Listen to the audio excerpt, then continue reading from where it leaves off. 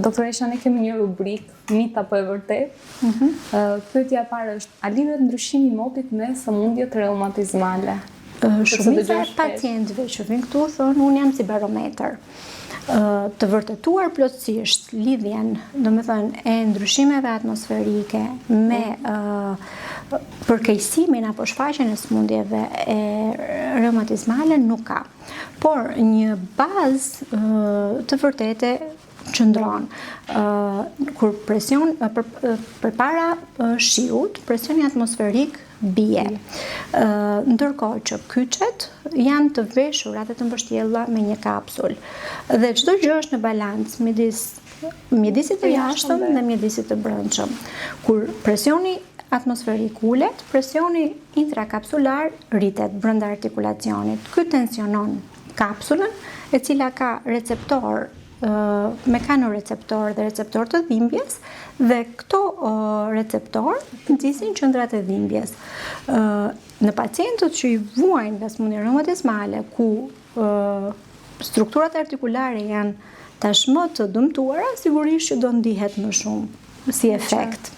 Prandaj shumica thonë që unë ndjej shiun përpara se të bjerë. A shkakton reumatizmat temperaturë? Po, ka shumë sëmundje reumatizmale që mund të shfaqen me një gjendje febrile ose subfebrile. Kjo për shkak se në lojë vihet sistemi imun që prodhon përgjigje inflamatore që shliron citokina, të cilat ndikojnë në shfaqjen e temperaturës.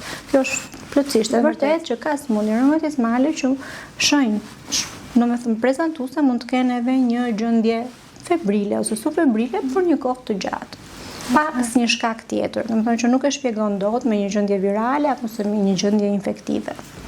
Ujërat termale ndihmojnë në trajtimin e reumatizmës? Ujërat termal janë të njohur sa vetë, domethënë ka qenë nga trajtimet e para për sëmundjet reumatizmale. Por çdo gjë varet nga stadi ku ndodhet sëmundja reumatizmale. Ujërat termal, si për faktin që konsiderohen si hidroterapi dhe ruajnë lëvizshmërinë e muskujve, por edhe për efektin që kanë mineralet që ato përmbajnë për të ulur inflamacionin, për të nxitur qarkullimin e gjakut, janë përfitues pacientët të cilët shkojnë për ujëra termal, por gjithmonë në kohën e duhur.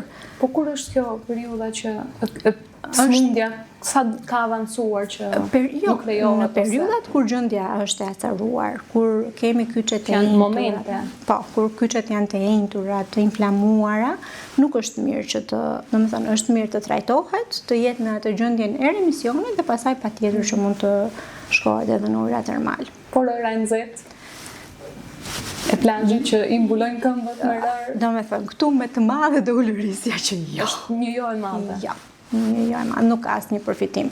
Rëra ka përfitimet e mirëqenies. Domethënë që mund të kaq, po jo asnjë gjë më shumë se kaq.